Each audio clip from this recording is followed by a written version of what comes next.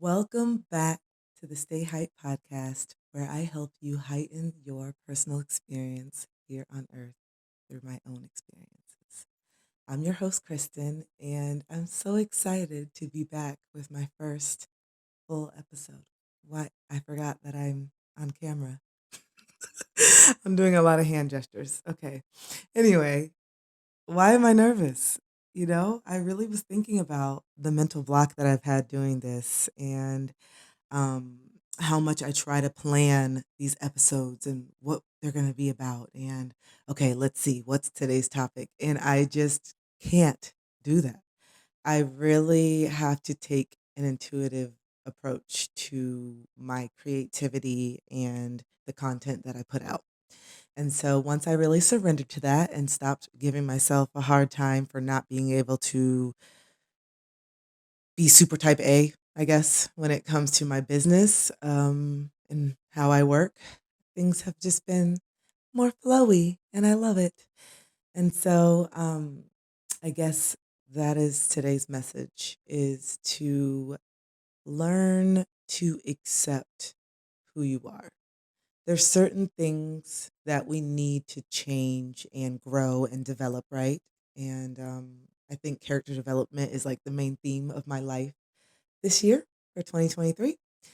But also, there has been certain things about myself that are me.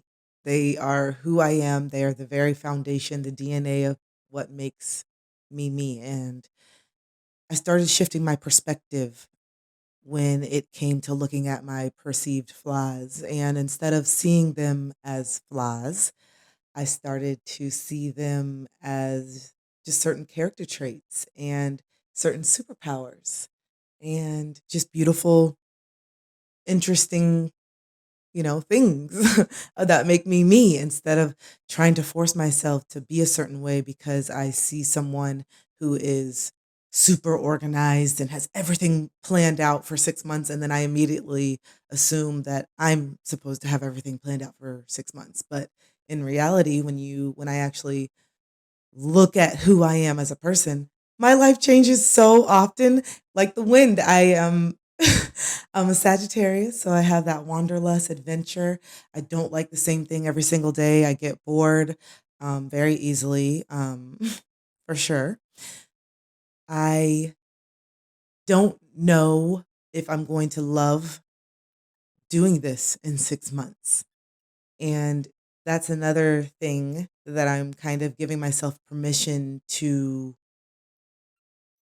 say out loud, I guess, or admit is that, okay, I started this podcast, and while I would love for it to be 10, 20, 40 seasons, who knows where my life will be in 6 months. And so being able to give myself permission to evolve and change and figure it out while on camera with you guys is amazing.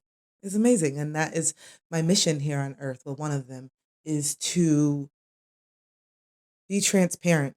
Be transparent and show my journey and speak about it honestly and openly and talk about the struggles, talk about the amazing times that are, ahead and that have already happened and just be open because I think, well, I know that we are more similar than we are different, and especially through all my travels that I've been on. I've been to over 60 countries now, every continent except Antarctica.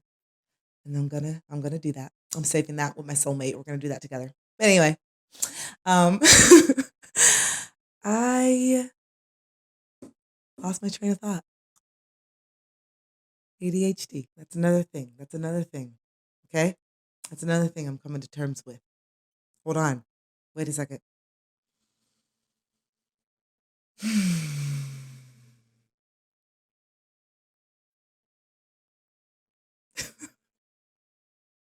Giving ourselves permission to evolve and change and not being married to the versions of ourselves that we are today. Yes, that there we go. Like I think we get really attached to these labels in our identity, right? And I think that's one of the biggest things that I've learned so far. on my spiritual awakening is to give myself permission to evolve. And that may be very rapidly. I know evolution is inevitable and we evolve even if we're not conscious of it. Well, most of us, let me say that. But when we give ourselves permission to grow, it then doesn't become so painful and we don't become so attached to this particular identity. And I can use myself as an example. When I was in fitness, I was hype fitness, fitness, and that's what I did, and I loved it, and people knew me for that, and the body and the food and everything that came along with that. It was a big thing. But after a while, I stopped really enjoying the gym, especially because I felt like I had to film it all the time. And um, I was going through my own emotional struggles. So I definitely wasn't eating healthy all the time. And so the one few times I would eat a salad, I would post it. And I just didn't feel like I was being authentic. And I'm like, okay, this doesn't feel good. So I think it's time for me to evolve from this because my heart's not in it. I'm not feeling it. And I gave it some time to think like maybe it's a phase because I'm going through a lot of other stuff and that could impact, my job. But no, I wanted to evolve into talking more one on one with people. I realized that in my sessions, I was telling people, okay, all right, we're going to do this many squats. And then in between sets, I'm like, so how are you feeling today? I feel your energy. Do you want to talk about something? And then certain clients would be like, you know what? Yeah. And I would just be, that's where I would light up. Oh, okay. When we would get out of the gym and then just start going in the parking lot and talking about the problems. And then that's where I felt like I could really thrive authentically. And it just came naturally to me. And so if I was just so married and attached to that identity, and I was, and I finally, it's just the way I had to let go of it is just I kind of got pushed to let go of everything at that point. I went like through a total nervous breakdown at the point that I also decided that fitness wasn't for me anymore, as far as being a personal trainer. But I just was so attached to that identity and I didn't know if people were still going to love me. There were certain people that I had met in that chapter of fitness and are they still going to accept me? Are they still going to love this new version of me? Do I still love this new version of me? Who is this new version of me, So many questions. And so just breathe. Just allow yourself to just be. I know it's scary feeling lost and feeling like you don't know who you are and your identity, especially if you're newly awakening to this journey and you're seeing the truth and you're taking the rose colored glasses off and you're seeing some things that you don't like about yourself. You're seeing things about your life that you're just like, what am I doing? The people you love, just all the stuff, that'll be future episodes as we get into like the nitty gritty of a spiritual awakening. But just allow yourself to be. Be gentle with yourself. Have compassion for yourself. It's scary trying to figure this out, trying to relearn essentially who you are.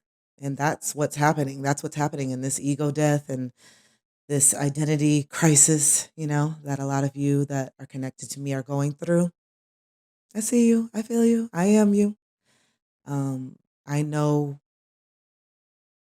how scary it is to let go, because letting go of this old identity also means letting go of people, letting go of environments, letting go of the city that you live in, letting go of friendships. Did I say that already?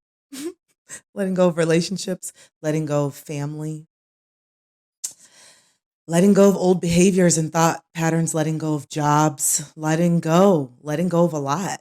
And even though in the grand scheme of things, there's those things, if you're letting it go, they're not in alignment with you and they don't really serve you anymore. If you're being called to let those things go and you want to let them go.